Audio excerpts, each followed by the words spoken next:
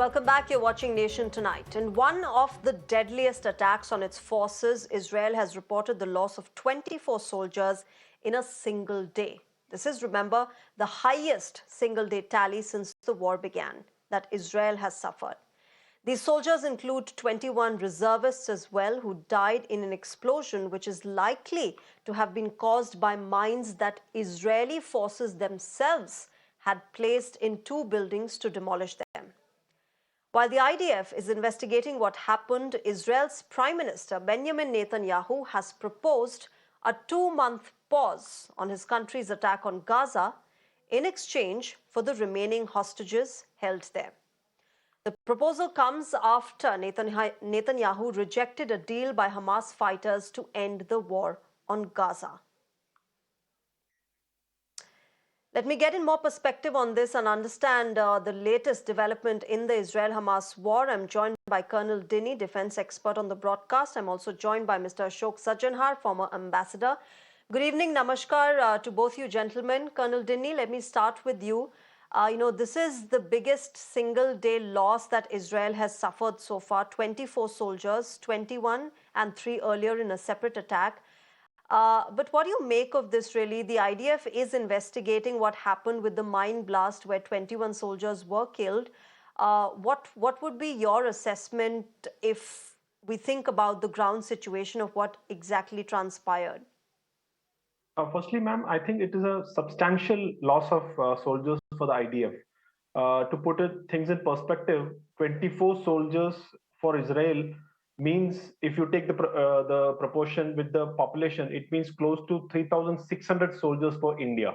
So that is the kind, like if you translate into the number of Israeli population with Indian population, it's almost 3,600 Indian soldiers. That is the kind of thing. So it's a huge number for IDF losing in one operation. I know that they have lost almost 200 plus soldiers since the start of this war. So it's a substantial loss, number one. Second point is that this is something which was expected, because in this urban warfare scenario, these kind of casualties are bound to happen, because it's a very, very tricky situations, no matter which army.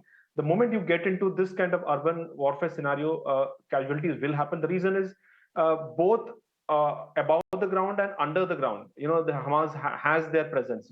Underground tunnels. Today also there was a report that almost 830 meters length of tunnels was today discovered.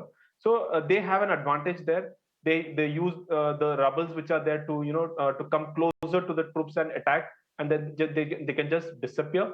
And similarly, they can also be in civilian clothes. There's always this civilian angle to it. If the army fires onto the civilian, especially in hospitals, that becomes an issue. If they don't, then they get targeted. So I think Israel is in a very, very tricky situation, because they are not getting the result which they would have loved to. Today also, if the Hamas is able to carry out such strikes, that means they're definitely there. They are not completely being destroyed, and that is the aim of the entire military operations of IDF, is to destroy Hamas completely. I personally feel that is an objective which is very difficult to achieve. But as the days go, I think, ma'am, the casualty rate of IDF is likely to increase, and therefore more the pressure will come onto the government in Israel to take a quick action. And that is why in your introduction, which you said, that there is a proposal for 2 months of ceasefire, which the Israeli government has now proposed. If that happens, then I think there can be some sort of a exit strategy. But as we see, if this continues, the Gaza civilian population casualties will definitely rise. It is almost touching 25,000, and the IDF casualties will also rise. Okay, Ambassador Sajjanhar, the fact that Israel has now given Hamas this proposal of a 2-month pause where they want to exchange, mostly release the women and people who have a critical medical condition from that side. Whether or not that happens and when that happens, we'll have to see. But do you think this also comes after a lot of domestic as well as global pressure that has been put on Prime Minister Netanyahu. You've got Israelis themselves now saying that, you've been going on fighting, and there are reports of families suggesting that there should be a pause on the war. Soldiers are dying. And there has been a lot of destruction in Israel as well, along with, of course, the global pressure. We've seen American President Joe Biden time and again say that Israel should stop, or that there is, there is support which is reducing for Israel in this war. So really culminating and pressurizing the Israeli Prime Minister as well to finally propose a ceasefire or a pause, which he was not supporting earlier.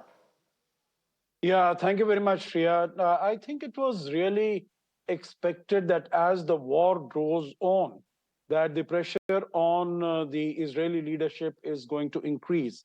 And the manner in which the war has been conducted, I think there was such a huge groundswell of support for Israel from very many countries in the world, not so much from the Arab countries, because they were, of course, always opposed to any action by Israel. But otherwise, whether it is the United States, Europe, India, there was a huge amount of support for Israel, that it is taking this action in self-defense and so on and so forth.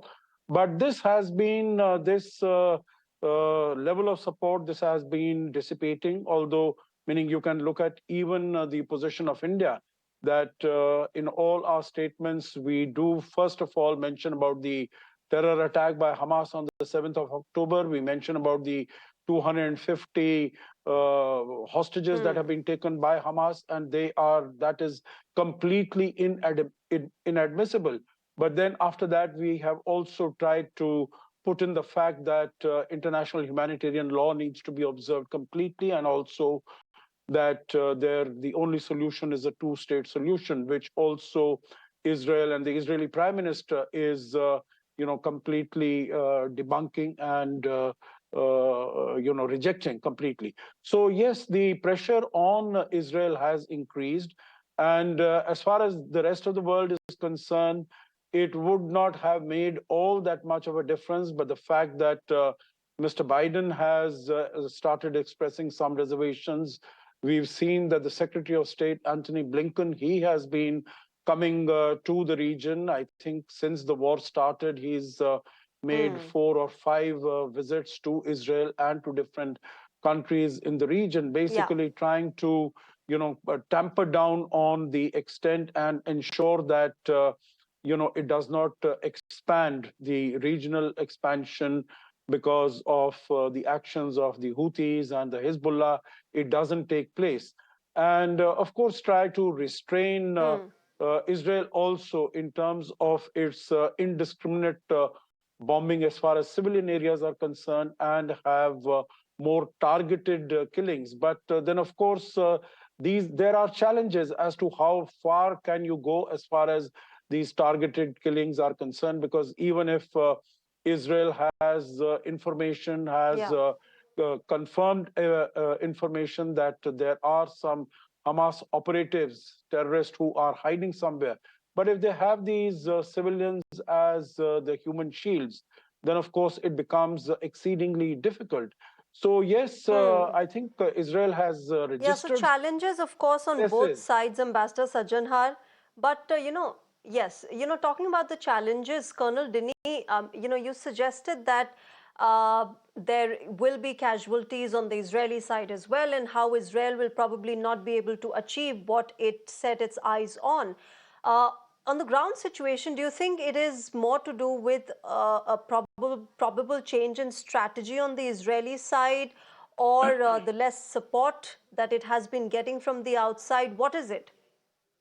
Ma'am, I think it is a culmination of many issues. Like definitely the ground situation, the strategy has changed. Initially, they had gone with bombarding everything, whatever was standing. They just bombarded the entire Gaza Strip, and later on they realized that that cannot achieve their aim of neutralizing or destruction of Hamas. Even today, the U.S. report says that about 20 to 30% of terrorists have been killed by IDF till now.